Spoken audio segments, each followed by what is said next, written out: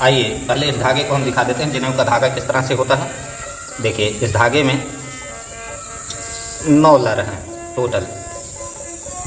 ये 3 आपको दिख रहे हैं, इसमें भी 3 हैं।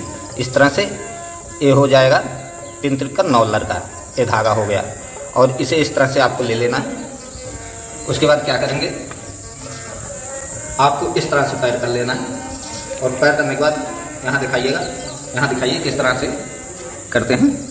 ये देखिए आपको ये धागा को लेना है और इस तरह से घुमाना है। और उसके बाद यहाँ हाथ में ले लेना है अब इस तरह से। और उसके बाद इस तरह से आएंगे आप, फिर यहाँ से देखेंगे किस तरह से हमारा ये धागा गया हुआ है। फिर उसे यहाँ से निकालेंगे, निकालने के बाद इस तरह से घुमा लेंगे। चलिए फिर यहाँ ध्यान देने वाली बात है, देखिए ये धागा किधर से आया है, पहले वाला देखिए इधर से आया हुआ। फिर इसको इस तरह से घुमाएंगे और उसके बाद सेम वही क्रम आपको करना है। चलिए देखिए एक गृहस्थ के लिए हम बना रहे हैं, जो गृहस्थ लोग पहनते हैं। बाकी ब्रह्मचारी या सन्यासी तो 3 ही लर का जनेऊ पहनते हैं और गृहस्थ लोग 6 लर का पहनते हैं। तो हम 6 लर का बना रहे हैं जो प्रचलित है ज़्यादातर। ये देखिए छठा हमारा पूर्ण होने वाला है। तो इस तरह से हम इसे भी ले लेंगे और यहाँ से घुमा करके इस तरह से कर लेंगे। अब ये जो यहाँ देखिए इस तरह से गट्ठी दे देंगे। चलो आपको इस तरह से यहाँ एक शकर मुद्धि दे करके गट्ठी दे देना है, जिससे कि बाद में यह गांठ छूट जाए। अब आप क्या करेंगे, इसे आप जो है बराबर करना है। जो धागे बड़े हैं छोटे हैं तो इसको आपको यहाँ देखिए ये हाथ में ले लिए और यहाँ ले लिए। अब यहाँ जो छोटे बड़े धागे हैं इस तरह से करने से ये बराबर हो जाएंगे।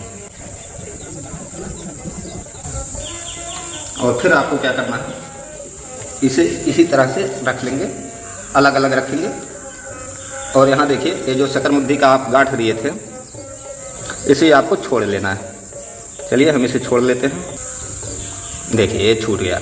अब आपको क्या करना है, इन धागों को ऐसे बराबर कर लेना है। आप परवर के हिसाब से अपना, आप किस प्रवर से आते हैं उस हिसाब से यहाँ इस तरह से घुमा लेंगे। यहाँ से कर लेते हैं। फिर उसके बाद यहाँ देखिए इस तरह से 3 गांठ दे देंगे और फिर इसे इस तरह से भर लेंगे।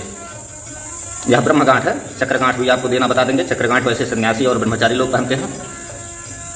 और यहाँ इस तरह से भरने के बाद देखिए एक पूर्ण ब्रह्म से इसे परिवेष्ट कर देंगे, यानी पूरा बांध देंगे। और उसके बाद इस तरह से करेंगे। अब देखिए यहाँ आपने गांठ लगा रखा है और ये नीचे से गांठ सीधे आएगी और इस तरह से यह गांठ हो गया है। तो ये गांठ छूटने वाली नहीं है।